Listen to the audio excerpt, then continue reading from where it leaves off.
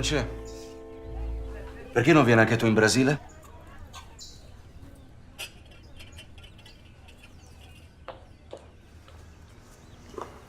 Io ci ho pensato, compari, ma non ho i soldi per portare tutta la famiglia. E il bimbo che sta per arrivare. Gli affari vanno bene, Francesco. Io quasi non ce la faccio con tutto il lavoro che c'è. Parla piano, compare, parla piano. Ma tu sei un commerciante o che cosa, Francesco? Gli manca la materia prima, capisci? La materia prima è tutto importato, tutto. Strutto? Cosa? Perfino lo strutto è importato, compari. Perfino lo strutto, Francesco. Filomena, Sì? noi andiamo in Brasile.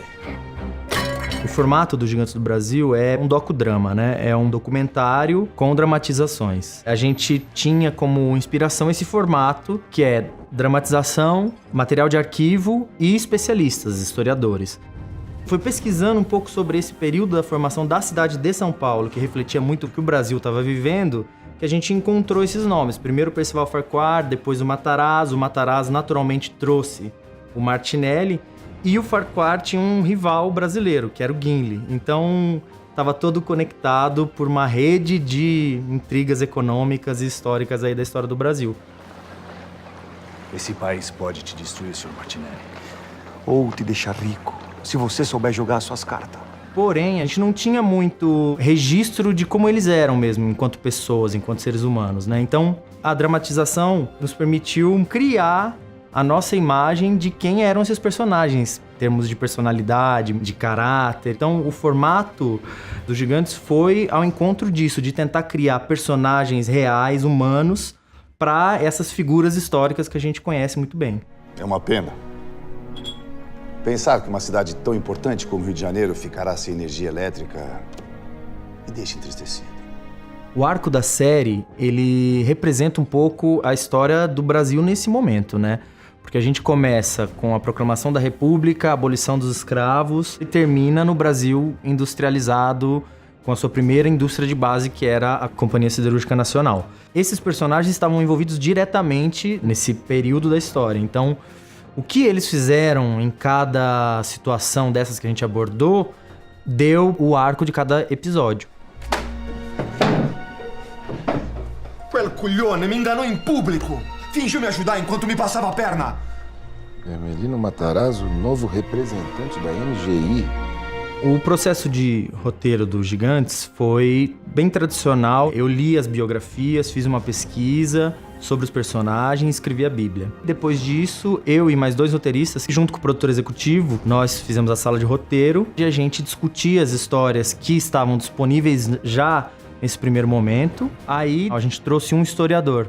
Então, a gente fez uma busca muito grande, por exemplo, de jornais da época. E muitos bits da história vieram, na verdade, da comparação de matérias de jornal. E é justamente por isso que nós precisamos de uma siderúrgica.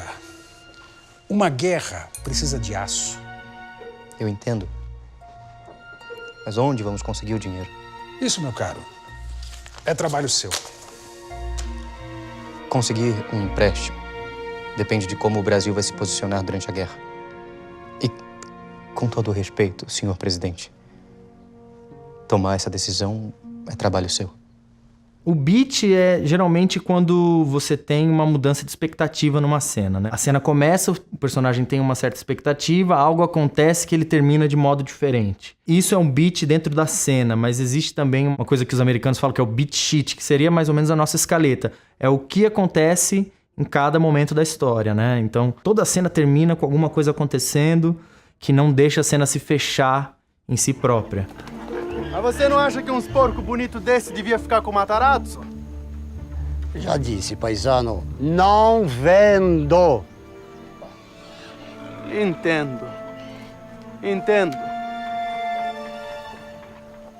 Mas você já ouviu o que dizem por aí, não ouviu, compadre?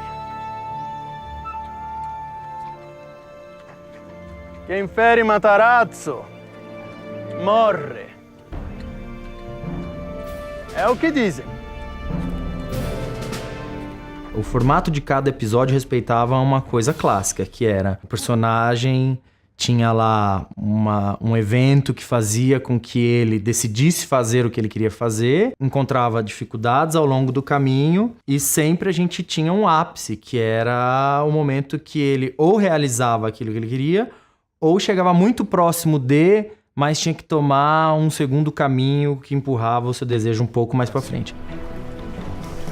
Bom rever um velho amigo nesses novos tempos. Voltei para recomeçar, cara.